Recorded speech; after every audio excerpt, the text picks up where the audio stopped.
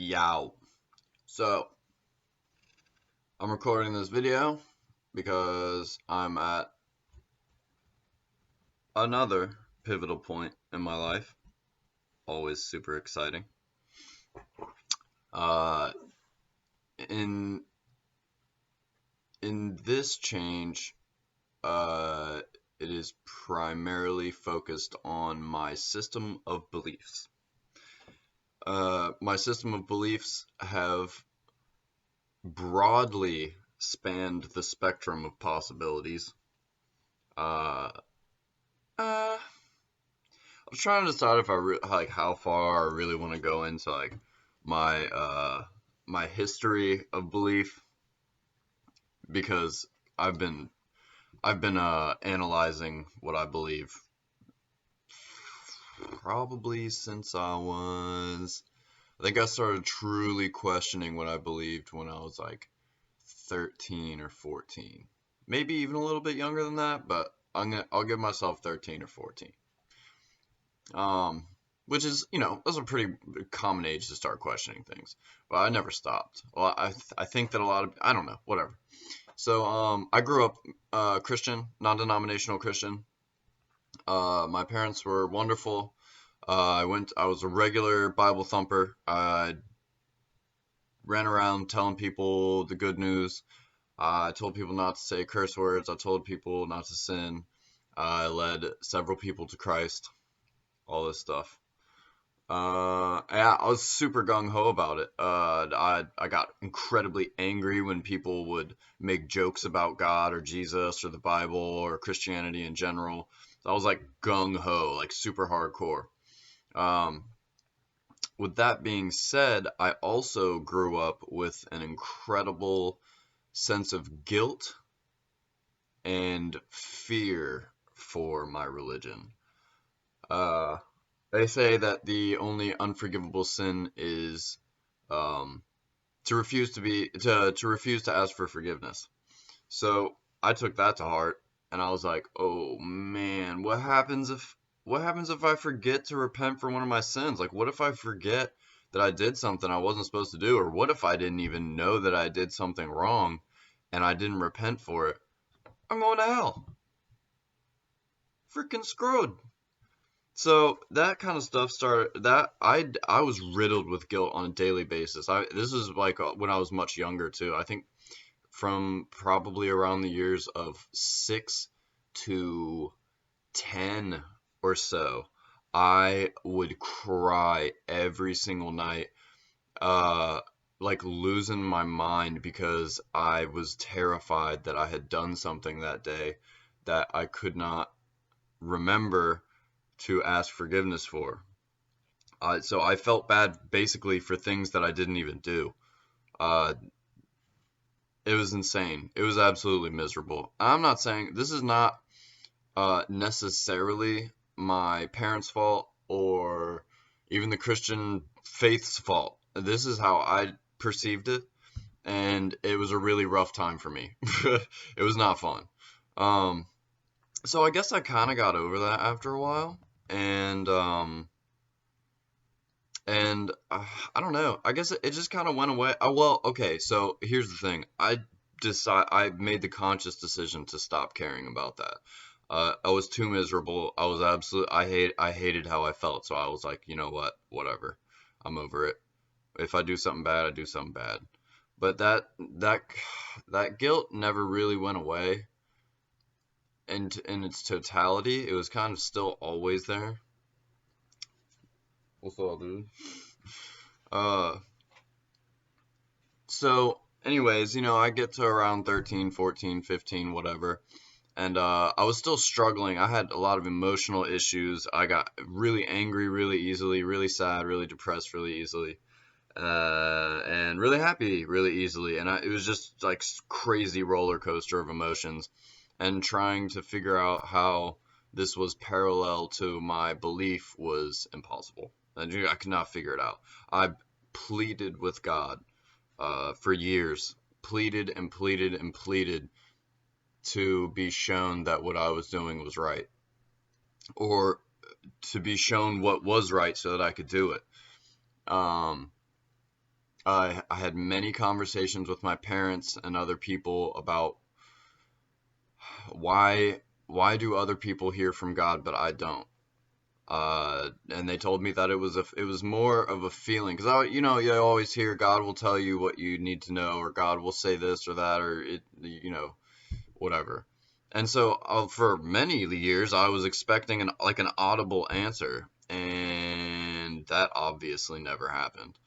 Um, I would ask God to demonstrate things. If you're real, then make this happen. If you're real, then make that happen. If you do that, then I will never have another question in my entire life, and I will devoutly follow you with no question. Why would I if the existence was confirmed, you know? Uh, that never happened. So then, later on, it is explained to me that you don't really hear from God like audibly. Some people do, but not me. Um, it was more of a feeling. You kind of just know what you're supposed to do.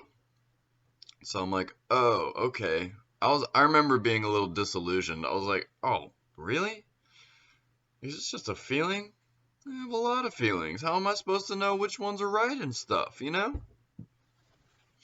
So it was around that time. That's when I really started hardcore. I was mad. I was really mad at God. I was mad. I was mad that he refused to communicate with me. I was like, dude, I've been on your team since day one. What gives? Like, why don't I get the divine interventions, and like, why can't I see angels and demons? Like, I'm not scared. I like, come on, show me something. Like, bring it on, please, bring it on. Otherwise, I don't have any reason to believe in this stuff. So I remember distinctly the first time that I like had it. I was in my parents' bathroom. I don't know. I think I was taking a shower or something, whatever. But I was tormented. Like I was in a bad spot at the time.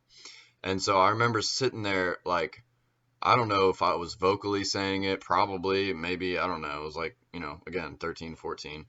And I was doing the same thing. God, this is it.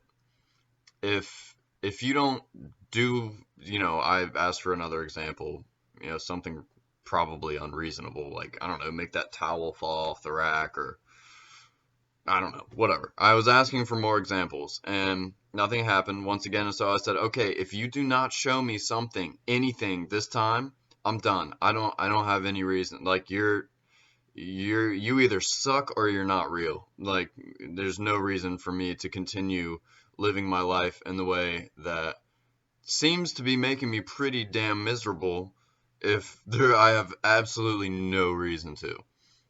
And of course, nothing happened. So it wasn't very long that I was like, okay, there is no God. It wasn't very long after that I realized that I was very sad. Like I felt really alone because you build patterns for yourself. You have practices and exercises when things get rough or you don't feel good. You go, please let me get out of this, or please let this work out. And I would try and say things like that. I'm like, I don't have anybody to talk to. Like, I'm not talking to God because he's not there. Like, I don't know. I was very confused. I didn't know where to go from where I was. So I kind of was, for my young mind was like, okay, well, I felt like shit before, but now I kind of feel even worse because now I have nothing at all. So then I kind of started slipping back into it. And I was like, all right, you got me, God. That was the proof. That's what I considered to be the proof that God was real. Is like that was his way of showing me like if you distance yourself from me, you'll know what it's like to not have me. And so I was like, okay, there's a sign. That makes sense. And so I kind of got back to it for some years, a long time actually. I was fairly active in my church, still struggling, still not having a great time. I did not have a great time for a large part of my life. And again, it's not necessarily Christianity's fault. I gave myself a really hard time, like a harder time than anyone else did. So, so I had, I kind of went on and off for a while. Like sometimes I would have like greater doubts than other days, but I'd say for the most part I was like still fairly solid on it. I just didn't talk about it as much. I became much less of a Bible thumper. Um, but I became more open and cool with what other people believed.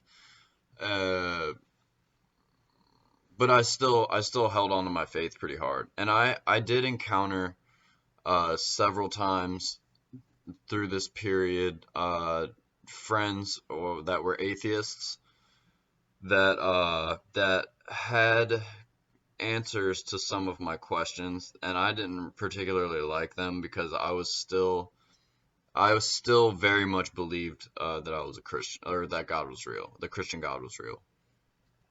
And so I had some things challenge me during that time, and I was questioning. I was back at the Christian belief, but I was like, let's investigate this some more.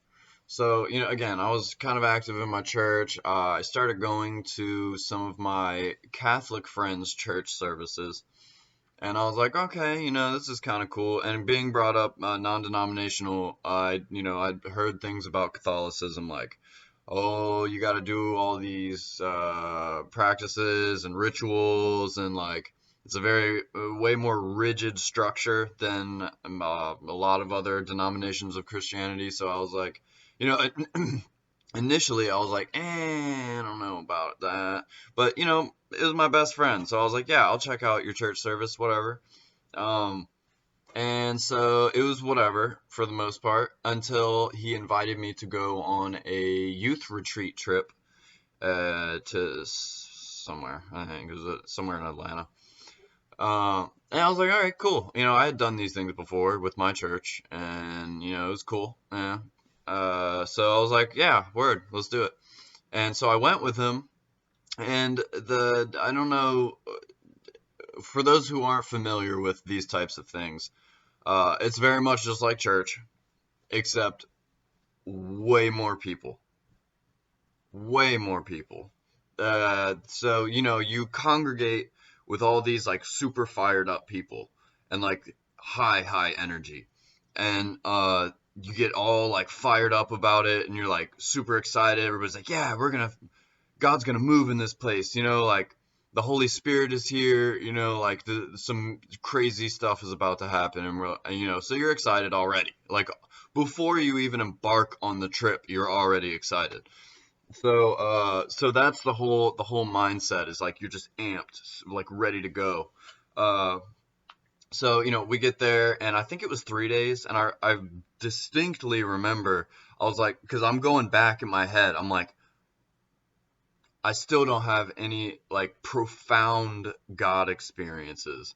And I'm like, oh, please let this be it. Let me get a message. Let me like really get something that I haven't gotten before.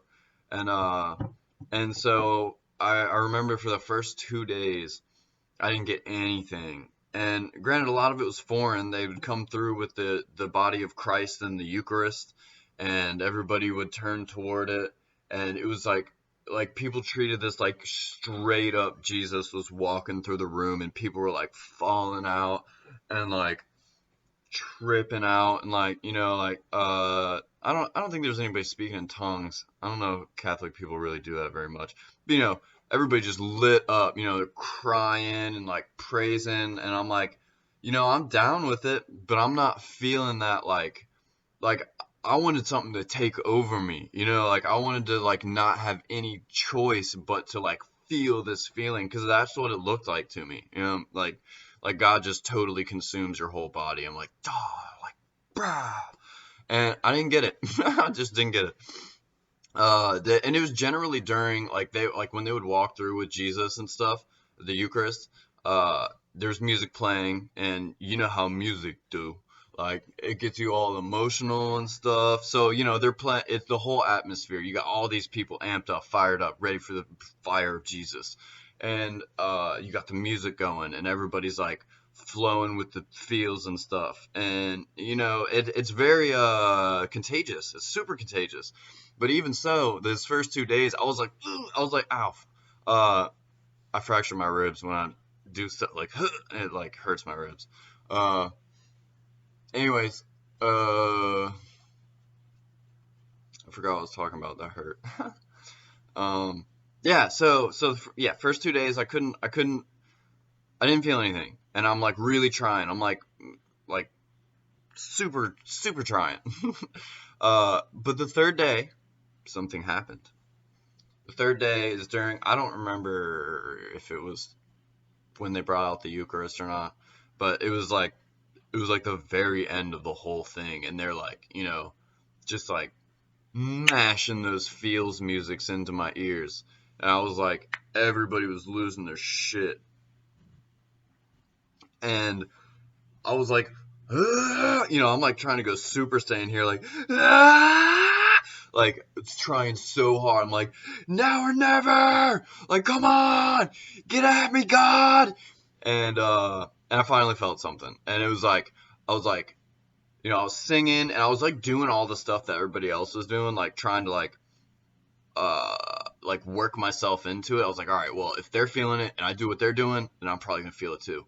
And so, I'm clapping and I'm singing and I'm dancing and I'm like raising my hands in the air and stuff like that. And I'm like, trying to go Super Saiyan. And and suddenly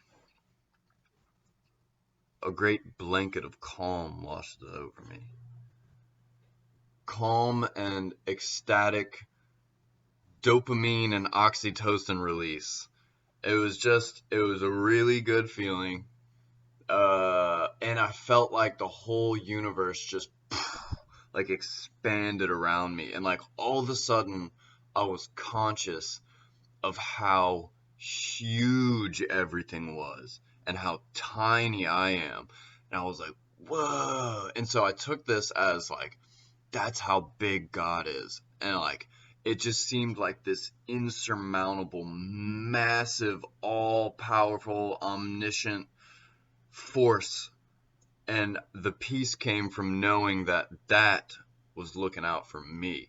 And I was like, bruh, that's what, there it is. That's what I was looking for. That was sick. Like, that was so dope. I was crying. I was like shaking and stuff. I was like seizing out. Not really, but like, I was tripping. I was like, yeah, I'm on what everybody else is on now. And so I was like, now I can go forth. Now I can be confident. I finally had a God realization moment. And I was like, dude, I'm about to start going to Catholic church. I'm about to like convert and stuff. I was like, because I was like, well, none of the other methods were the other method that I was using didn't work. This one did. So why would I stick with the old method if the new one worked better? Um, it was interesting because I remember even as I was walking out of the place, and I'm like telling my friends, like, bro, like, especially my best friend, I was like, dude, that was wild. He's like, I know, dude, I saw you like tripping. And I was like, yeah. And I remember as soon as I started walking out of those doors, I started to feel very self-conscious. And I was like, oh man, I feel like I was acting really weird. Like, I feel like that was strange, and like I was embarrassed. And I was like, no, because I had heard about this before, like when God makes big changes in your life, or when you like become a Christian, or when you have this giant like this this faith experience, that the devil will immediately try and start attacking you because he does not want you to have that faith. And so that's what I recognized. I got out of there, I was kind of embarrassed, and I was like, not today, Satan. Like, you're like, I know what's going on here. I'm not embarrassed. I had that experience, and you can't take that away from me. And so yeah, it was interesting. So I'm trying to remember what I don't remember specifically what it was that prevented me from actually pursuing the Catholic faith. Yeah, I can't remember what it was. I think I just continued seeking God in my own way, and I kept asking questions, and um, eventually I started going to school, and church became very disinteresting to me. I never liked the music at church, like worship music has always sucked to me. Like, I don't care what band is playing it. Like, there's good musicians up there, but the formats of these songs and what they're saying is the cheesiest, dinkiest music that I have ever heard in my life. Like, even as a devout Christian, I was like, no wonder nobody likes coming here, yo. This music sucks. And so I was very disinterested. My pastor at the time had cancer. Oh, this is something that really changed my perspective on it. I totally forgot about this. My pastor ended up getting, this was my pastor that I'd had for my entire life. And I think I was probably 17 around this time, 16 or 17. Yeah, something like that. And he got cancer, and some really weird stuff started happening. Um, he was preaching on the works of faith or something. I don't, it's something like that. It's basically I guess the power of faith. Like, he was preaching. Oh, God, I wish I could remember better now. I'm gonna have to go and ask some people that I used to go to church with what this was. But it had something to do with using your faith to like manifest things into reality.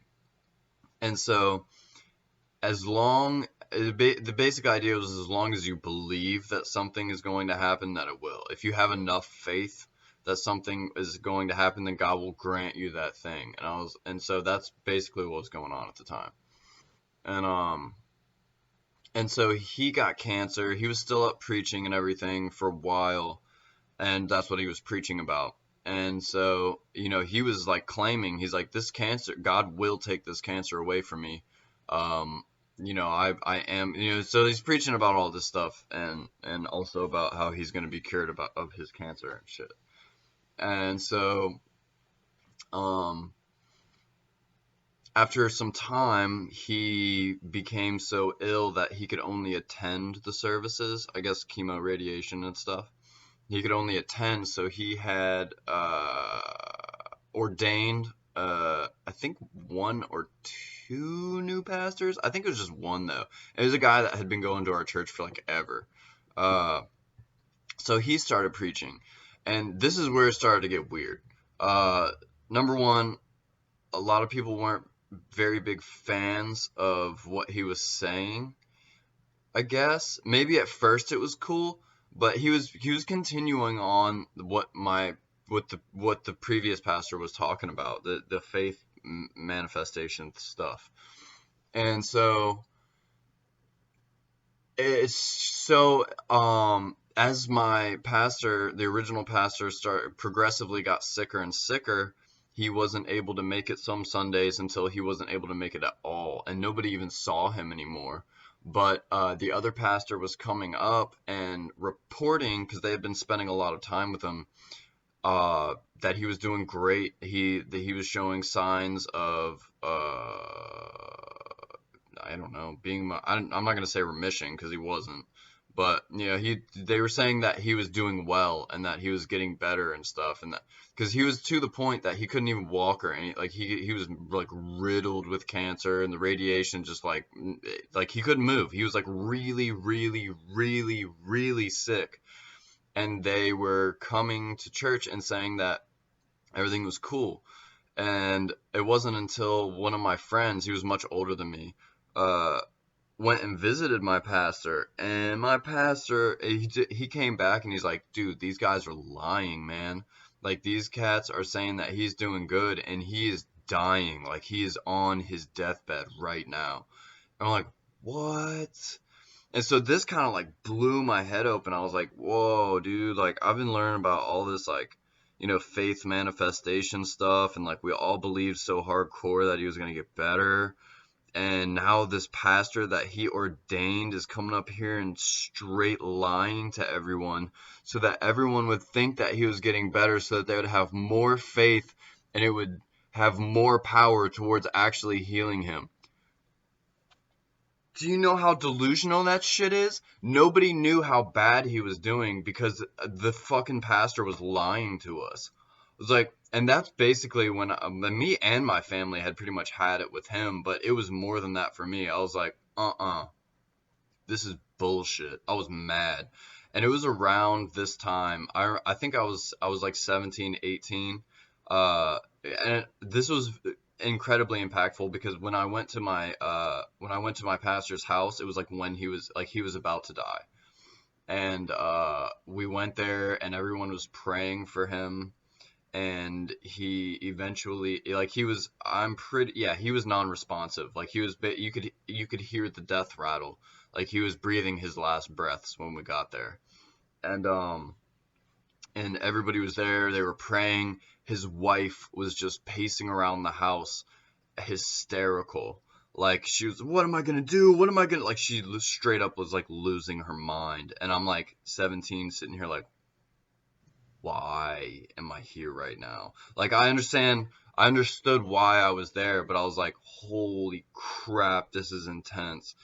But I'm chilling. I'm not like freaking out or anything, but like in my head, I'm like, this is nuts, man. This is freaking crazy. I was there with my older sister, and I believe we were the youngest ones there. But while we were there, he died. And they sat there and prayed for him probably 30 or 45 minutes after he died, trying to get God to revive him. And during this period, his wife was tripping out even harder. Like, she knew he was dead. And now they're trying to bring him back to life, which I can only imagine what that did to her head. I know what it did to mine. I was like, oh, dude, this is crazy, man. Like, these guys are straight up trying to resurrect this dude in the other room. And, So I haven't spoken about this audibly in some time. This was a wild experience. It's bringing back a lot of memories. Uh, so so when they gave up trying to resurrect him, they needed help carrying him from one bed to another, and I had to help carry him out of his bed and put him in another one. It wasn't far. It was just from one room to the next, but I had to help carry my dead pastor who they had just finished trying to resurrect into another room. And so this is quite an impactful experience for me. I was like, dude, what in the hell is going on here, man? And so that happened. And I'm questioning more and more. And then I went to college, and I went into a philosophy class, and I met some really interesting people there. Some that I still talk to today. And this was, I'm already questioning stuff, and I'm already like, man, this Christian stuff gets crazy. And so I began to have a lot of doubts in the Bible, not necessarily that there was a God, but much more about my specific strain of faith. I was like, this is, I had a lot of doubts, and I believe I had them for good reasons. But yeah, so I started going to philosophy class, and I met some people, and they were super cool, and I fell in love with philosophy. I was like, man, this is awesome, because I've always asked questions. I've never been content with the answers that I was getting. So I was like, well, there must be more questions to ask then. Maybe I'm not asking the right question, so it was fun. It was a lot of fun. It was the only class in my entire life that I actually enjoyed. So I did that, and again, I had come across several people of different faiths during this time, And I was like, yeah, I was learning a lot about what other people believed, and I was very open to what other people believed, but I still always responded with, that's dope, but I know what I felt. I know I have my own personal experiences. I know that God has communicated with me. I know that He has helped me through hard times. Like, I don't expect anyone else to understand. I don't know how anyone else can understand. All that I can say is that I have had my own personal experiences which point to God being real. And obviously there was a slew of different kinds of responses to that. But that was my mantra. There's nothing that could convince me otherwise. I was solid. I was very solid. And so I went through a lot of shit after that. Like a huge, this is one of my biggest transformational processes I had ever had. So number one, I had just started smoking weed around this time. When I started going to Delgado, going to my philosophy class, I had just started smoking weed. And so that was, mind altering in a sense. It's actually like when you first start doing it and you don't really have any experiences with much else as far as substances go. It's quite. I remember it being quite a psychedelic experience. I was like recognizing opposites, pairs of opposites that I'd never thought of before in my entire life, and I'm like sitting there like blowing my own mind the whole time. I'm like, whoa. So I'm like really digging into like mind games and psychology and philosophy and stuff. But I was still a moron, and I was still, an inexperienced human. So, that stuff only went so far. So I ended up, I never knew what I wanted to do. I could not figure out for the life of me what I wanted to do for the rest of my life. So I was doing general studies at Delgado.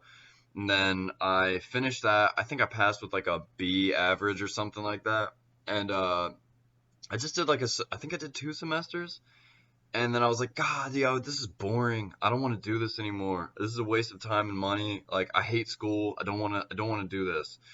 So I was like, okay, well, I guess I need a trade then.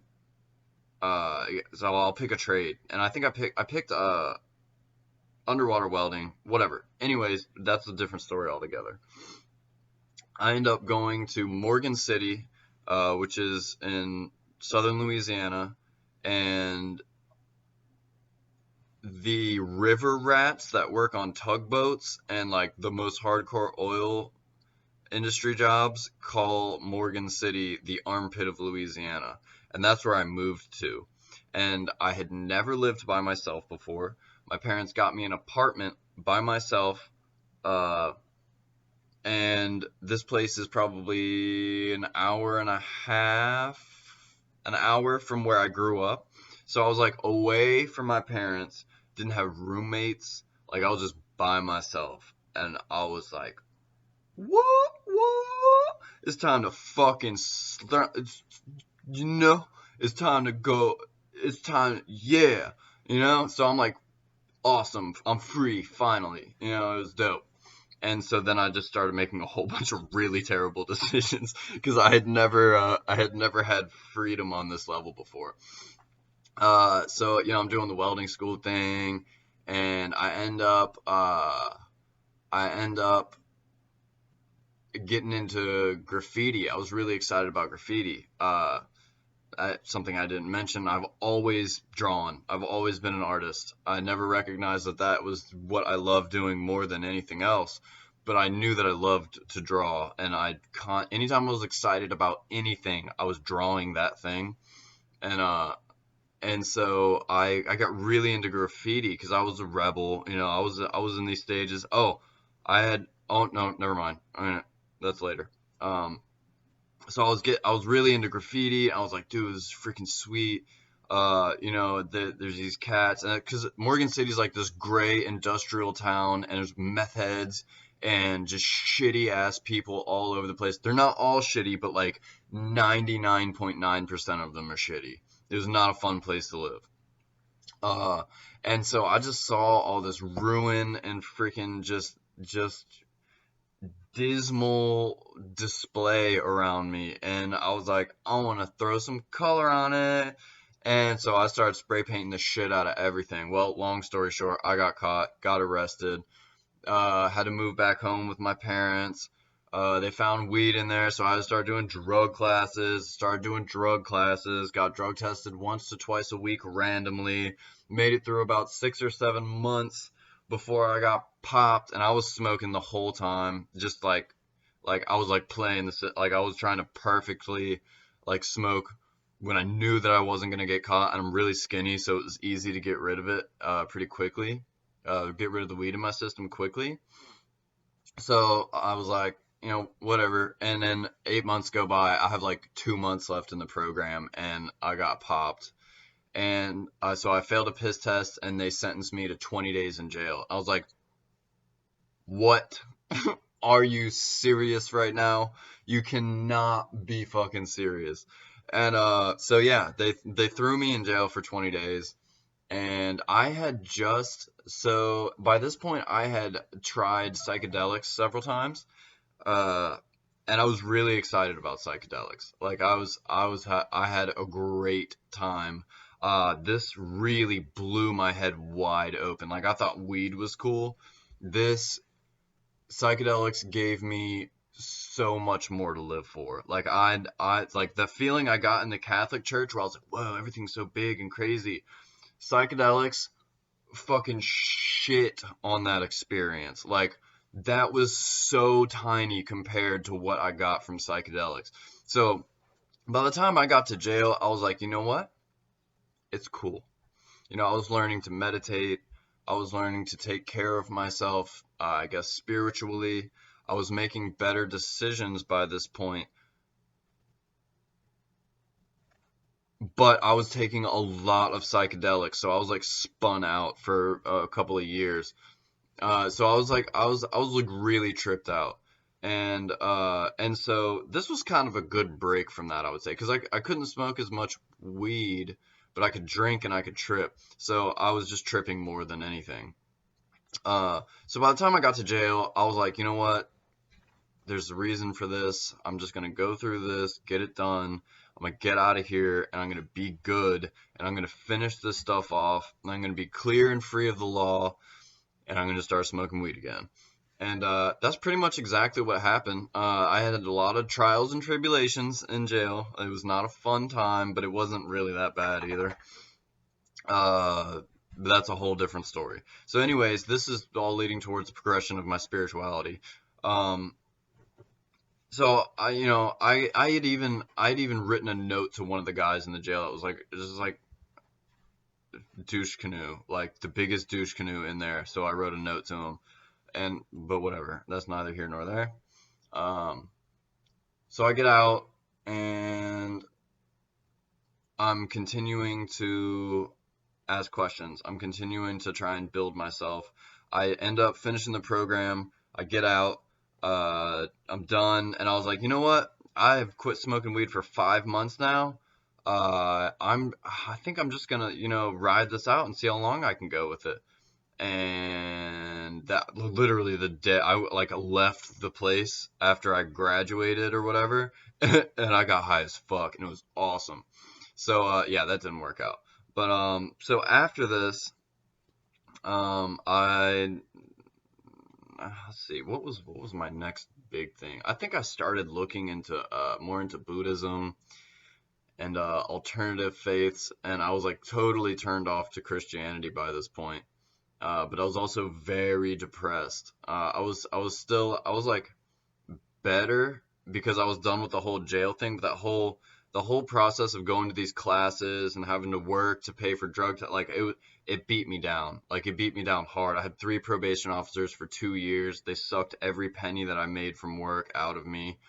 I felt like I was just glued to the ground for 2 years, and like had no ability to grow as a person at all.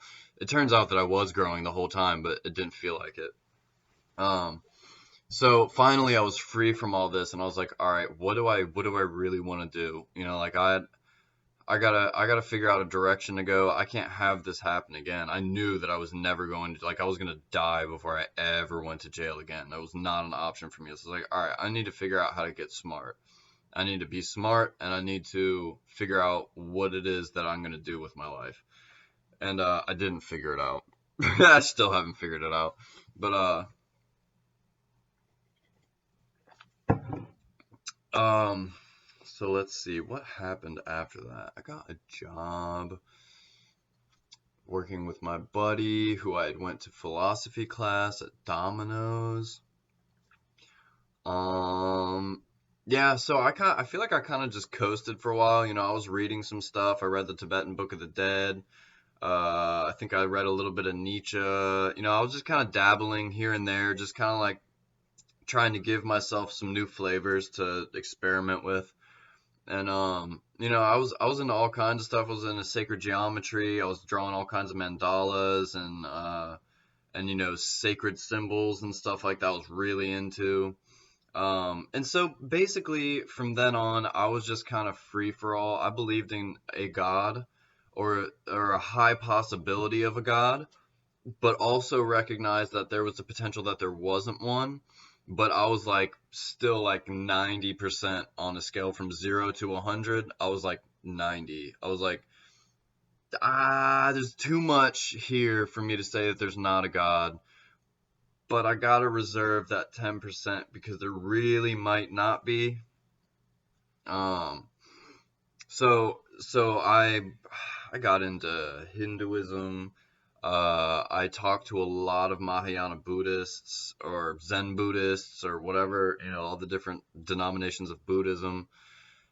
I practiced the occult for a while. I love the occult. I think it's so cool. I've read the Satanic Bible.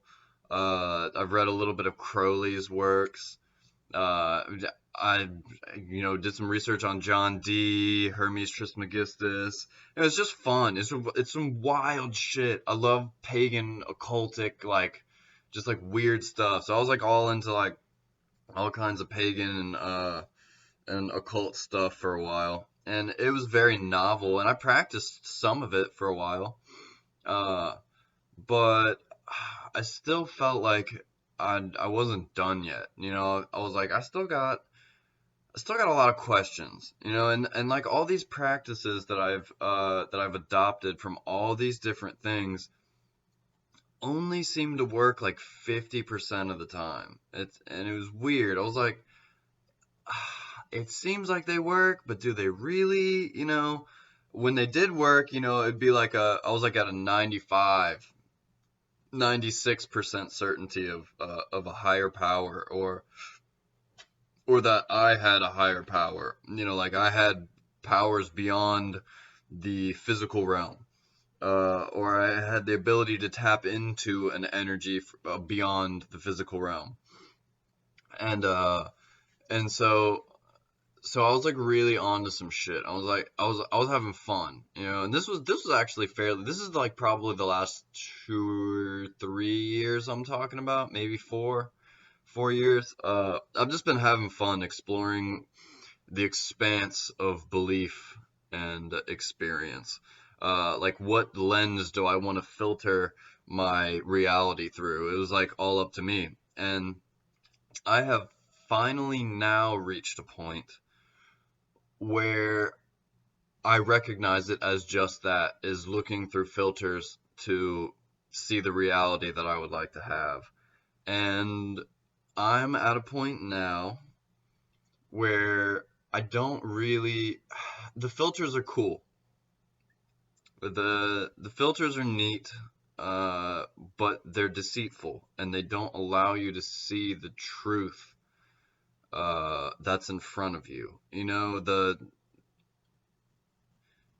bare facts, you know, just like the evidence, like the real stuff, the meat of life, is all explained away, even the mysteries, by some magical thing that happened at some point in time and continues to happen, even though I don't ever get to see it. I just feel it sometimes. And so through uh, Anthony Magnabosco's street epistemology videos, I have just been absolutely balls deep in this stuff lately. Like I've asked questions like this for some time, but I never knew that there was a Socratic method, which you'd think I've probably learned this in philosophy, but I was like busy doodling and didn't listen or something. But just watching these videos has forced me to examine my own beliefs, uh, and take a look at each part individually so that I can more fully understand the whole. And most of what I have in my arsenal to defend the fact that there is a God does not hold water. I I still believe that there is the potential for there to be a God, but I recognize now that I have no valid reason to believe that there is. Therefore, I have kind of chosen, to, I'm not, this is like the past 3 weeks that I've come to this. And so throughout my entire life, atheism was never really an option. It's like, that sucks. That sounds boring. It's all a whole bunch of dorky scientists that don't pay attention to anything but peer-reviewed empirical data, and when you die, that's it. Stupid boring. I was like, dude, this is so gay. So it's interesting because I almost see atheism as like it is another form of belief, but it's not what I thought it was, because I had met so many angry atheists over the years, and I was like, these are just a bunch of really mad people that love science. Like, why? I didn't have any curiosity about it. I was like, that's cool, but like, I don't, that's not me, you know? But after watching Anthony talk to people in such a reasonable and considerate and cordial way, it's really magnificent to see an atheist act in such a way. And I was like, wow, like, okay, it completely changed my perception of what an atheist was. And now I'm sitting here thinking about it. I'm like, I've never been afraid to believe certain things. You know, obviously I believed in God and the possibility that I could be tortured for all eternity if I forgot to ask forgiveness for something. You know, like, I'm not afraid of nothing, you know, like, not at all. And so I'm like, all right, I think I can kind of get into this. So I've dropped on that scale from 0 to 100, 100 being like no doubt there's a God, and 0 being all doubt there is no God. I've dropped down to like a 20 from like 90 in like the past couple of weeks. And because I don't make very rash decisions, I like to take my time and go slowly about things to make sure that I'm not just like jumping into something head first and then becoming completely disillusioned by it, because I used to do that a lot. I just get stupid excited about something, like go crazy about it, and then like I was like, I'm done, you know, whatever. So anyways, I'm slowly working my way into it. And it's really interesting, the mental process that I've been going through, because I have a very vivid imagination, and so, you know, all the potentialities that I've had through the different beliefs that I've had have led me to think about what, you know, the whole grand scheme is. What could it be? You know, where did we really come from? And I've kind of been on the evolution track for a while. Even when I was younger, I was like, why couldn't God have just created the Big Bang? Like, I don't. It's because the Earth is only 10,000 years old and blah blah blah, all that stuff. But still, I was like, you know, fuck the Bible. I don't need that shit. Uh, God could have created the Big Bang. Like, how do you know that? You know, they didn't translate the measurements of time wrong or something like that in the Bible. Like, whatever. Anyways, so I've had all these theories, reincarnation. I was like, what if, one of my favorite ones is simulation theory, which has nothing to do with religion at all, unless, there is a programmer and the Christians are actually worshiping that guy, and they just don't know that he's some fat pimply dickhead from the 10th dimension that's just like playing Farmville with us or something. Uh, I don't know. So I was like, man, I really don't want to lose all that stuff. It's fun. Like, I love imagining things and like coming up with things and being creative and stuff like that. I was like, if I adopt this, then that means I can't believe in anything. Well, that is true. But if you really think about it, if you choose any doctrine of belief, that's kind of closing yourself off to potentiality. If you say this is the way it is, there is a God, this is what he does, uh, this is how it is, then it's just how it is, and that's boring. But what I'm coming to realize now is that if I don't believe in things that don't hold any water, it opens all of the potentials have just infinitely exposed themselves to me. So now I'm like, yo, anything is possible. Like, literally anything could possibly be going on right now. And now I have just like infinitely more creative juices flowing. And like, I don't know, it's really exciting. I'm super excited right now because I feel like I'm on to something that isn't bullshit, which is hard to come by, truthfully. So the reason I'm so excited, particularly about the street epistemology thing, is that um, I think that it's a great way to go about getting anyone to question anything, and people do not question things enough. It's this. That's how I ended up here, is through years and years and years and years and years of asking questions until I finally arrive at a method of asking questions to actually break down anything, pretty much anything, any belief or ideology for the most part. So I've been like probably a week after of watching Anthony's videos, uh, I started using it on everyone.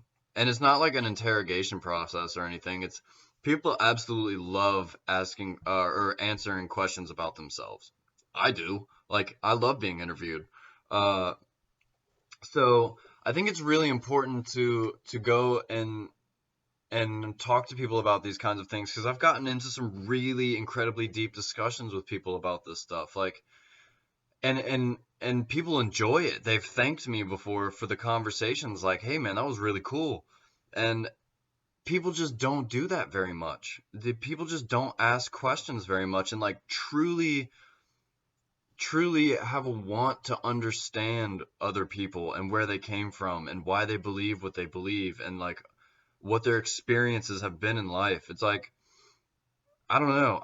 We should all just be running around being each other's therapists. Like, just talk, just ask questions and listen, and it makes people's lives so much better. Like, it's so infinitely much better for people to be going around actually asking questions. Like, instead of just responding to someone's irritation or anger or sadness with your own irritation or anger or sadness, ask questions. Ask them what they're going through. Ask them, what's up? What's going on? How's, like, not just, hey, how are you? You're gonna get the template response. Either they're not gonna answer you and they're just gonna say, hey, how are you? Or they're gonna be like, hey, I'm doing good. How are you? Like, that is not a conversation. And granted, you don't always have time for a conversation. I'm not saying that you should always dig into everyone's brain that you ever come across and talk to, but we should be doing it more often. I truly believe that we should be engaging with the people around us much more often because I still believe, and even though I got a lot of the stuff from different faiths and stuff, but a lot of it's unilateral, not because there's a God or not because the religion is right, but because evolution has brought us to this point. We're able to more accurately figure ourselves off uh, ourselves off. We can figure ourselves off. That sounds super erotic. I'm about to go figure myself off. You hear me? In exploring other people, you compare it to yourself. You compare other people's experiences to yourself, and how those experiences molded them, and how your experiences molded you. So in talking to people about these things, you help them to vocalize. Like a lot of times people have never said some of these things out loud that I talk to them about. And it's such a relief of burden to be able to openly vocalize what you've been through and what you think. And so it's healthy for them, it's a release for them, and it's good for you to self-analyze. You're figuring yourself out through talking to other people. And there is no reason to say that um there's no reason to say that that's a spiritual practice. That's just how it is. It just works.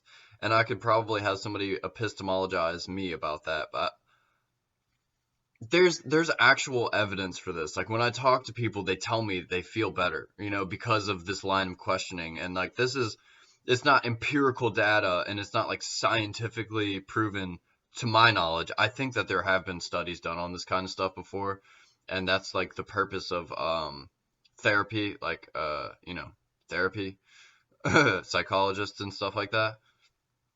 Um, but yeah, I don't know. I'm super excited. I haven't been this excited about anything in a really long time.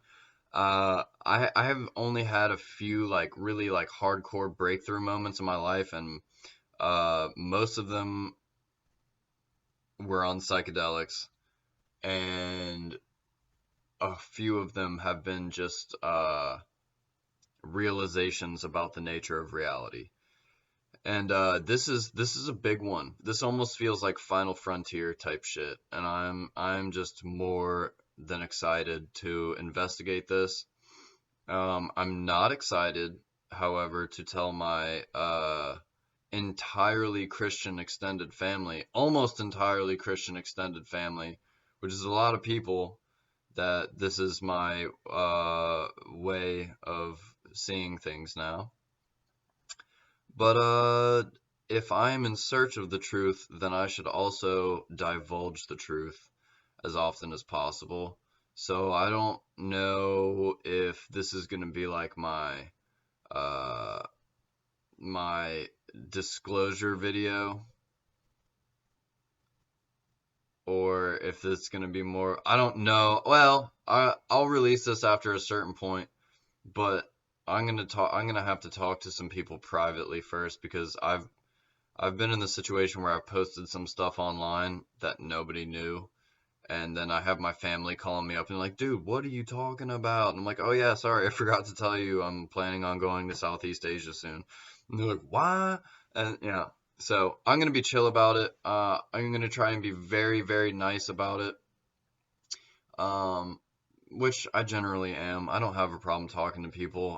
I'm really good at talking to people, in fact, about anything without like making them feel shitty about themselves. So so yeah, this is a log. I don't know, maybe I won't even post this, but I wanted this for me at least, so that maybe one day, let's say God finally decides to like be like, all right, well, I'm losing a lot of followers because they don't have any evidence that I'm here. So maybe one day it'll just like pop up and be like, "Oh, dude, so sorry about that. That was like the New Testament me. Like I'm all New Year, new me, whatever." And they'll be like, "I'm here now," and I'll be like, "Oh, dude, bro, like you almost had me. Like I was like I was totally on a different train, and now you're here. Like sweet, that's cool, Like so now we can progress." But until something like that happens, I don't have any valid reason to think that there's anything like that out there. But I'm going to continue to be imaginative. I'm going to continue to be creative, because I think that the human race and all of creation in general, I said creation, all of life in general, that's the old stuff. That's wild. All of life in general is still magnificent. I'm still mind blown at the complexity of the universe, and how amazing this experience is and where it's going to go and what I can do to make it go in certain directions. And it's going to be beautiful, and it is beautiful, and I will update on my future meanderings and musings. I love you. Goodbye.